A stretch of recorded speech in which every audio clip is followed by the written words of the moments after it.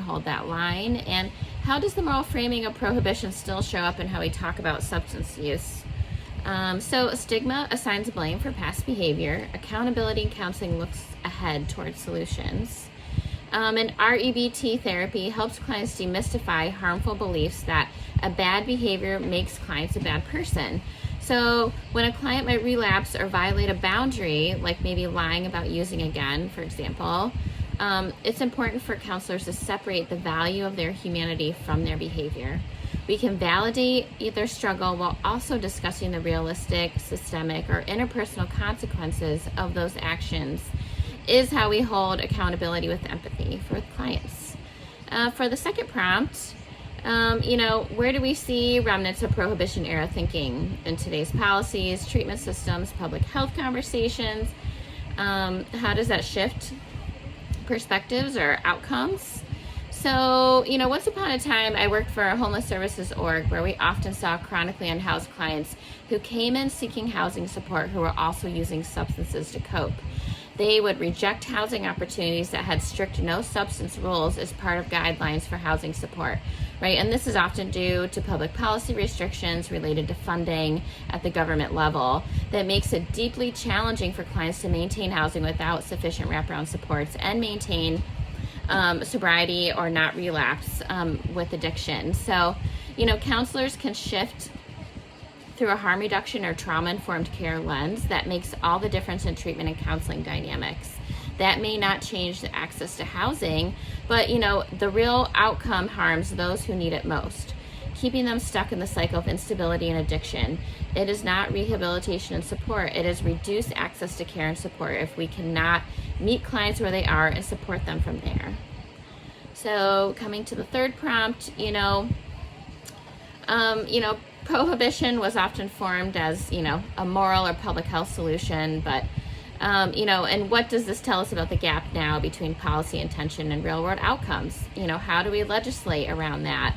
What I'd say is you can legislate pro policies that improve the quality of life of individuals or communities most at risk or marginalized, or we can work to claw back policies that discriminate or harm those most marginalized communities. For example, more recently, the statewide policy eliminating the cash bail passed in Illinois. So that's one example. Also thinking about the Affordable Care Act, super important step forward with millions insured for the first time in history. But yet, that policy needed improvement. It had issues. Many families still fall through the cracks of affordability. And so the policy, over the last decade has needed to adjust over time to support that. So like last year, for example, additional subsidies went a long way to cover the gap for many families in accessing affordable health care. This year, for example, Trump took all those away, and then some, making it unaffordable for many, including myself as a full-time student, to access again, or to the point of losing healthcare coverage or losing their subsidies and making it really expensive. And then this fourth prompt, talks about who gets to heal, who gets to profit, who gets left behind, and reflecting on this context and cannabis legislation and, how are some ways that counselors can advocate for equity, and real world outcomes too for clients, not just in policy, which matters, but understanding who holds power and who does not in our society is a great start. So understanding systemic injustices at the intersection of race, class, and gender matters. Who are the decision makers? Developing a power analysis around a targeted issue or decision maker is the first step in addressing systemic change. What needs change specifically? Who has the power to create that change? Is it a corporation? Is it a government? Is it a legislator? Cannabis regulation is shaped by profit, and enforcement is shaped by who holds power, which is usually those two things coming together, those two forces. So, because we know cannabis is now legal for recreational use in many states, including Illinois, that legalization hasn't guaranteed equity. So biases in policing in communities of color remain.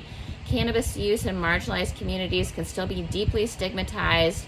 And these communities most harmed by the war on drugs, especially Black and Brown communities, are still underrepresented as business owners and overrepresented in arrests. Legalization without accountability doesn't fix injustice, and legality doesn't mean equity. It often just means access for those who have the most privilege or power, or that systems surrounding it are accountable, safe, or trauma informed. Without structural repair, legalization centers those with the most privilege in our society, not a solution.